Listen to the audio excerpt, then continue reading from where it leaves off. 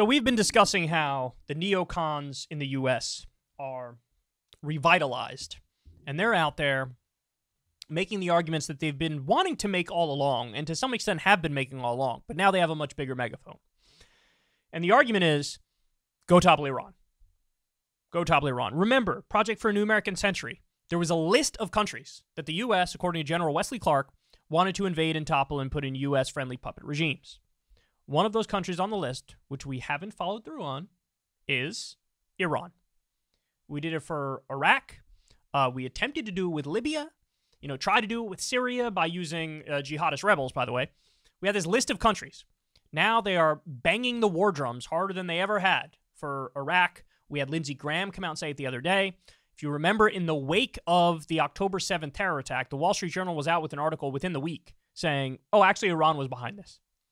Well, guess what? Come to find out, not even a week later, that U.S. intelligence knew that Iran was actually shocked by the Hamas terror attack. They didn't know it was going to happen. And they definitely didn't think they would kill as many people as they did. So Iran was shocked, according to U.S. intelligence. But the neocons, they're not having it.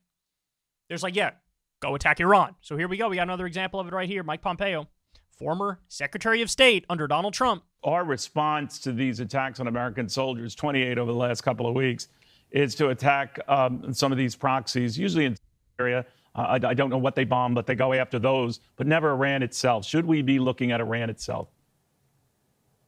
Yes. What's the implication of that? I mean, yeah. Look. When we say go after Iran, first thing you have to do is you have to speak about it. And you remember, Neil, when this all kicks off, the administration was at great pains to say, we see no direct evidence that Iran is involved. That's just silly. Everyone knows Iran is involved in this. That is so, oh my God. They're not even trying anymore. They don't even try. The neocons don't even try. They're just like, I want war. Shut the fuck up and get out of my way. I just told you, U.S. intelligence was shocked because they saw that Iran was shocked by Hamas's terror attack. They didn't know it was coming, and when it came, they're like, oh my God. Now, by the way, let's be clear. Is Iran allied with Hamas and Hezbollah? Yes, they are. There's no doubt about that. Everybody knows that. That's a fact.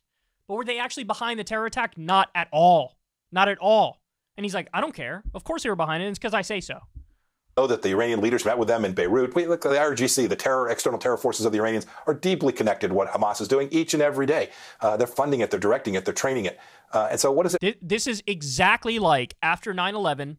First, we invaded Afghanistan to go after al-Qaeda, and that became we'll also go after the Taliban because they're protecting al-Qaeda. Then they started building the case, building the narrative.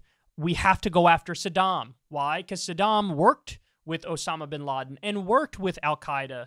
And that was a lie. And then they said, well, he had weapons of mass destruction and he was threatening us. That was a lie as well. And then eventually they just moved the goalpost to, well, he was really bad. He was a bad guy, bad dictator. So we had to take him out because of freedom and democracy and stuff. Right, bro? Right, bro?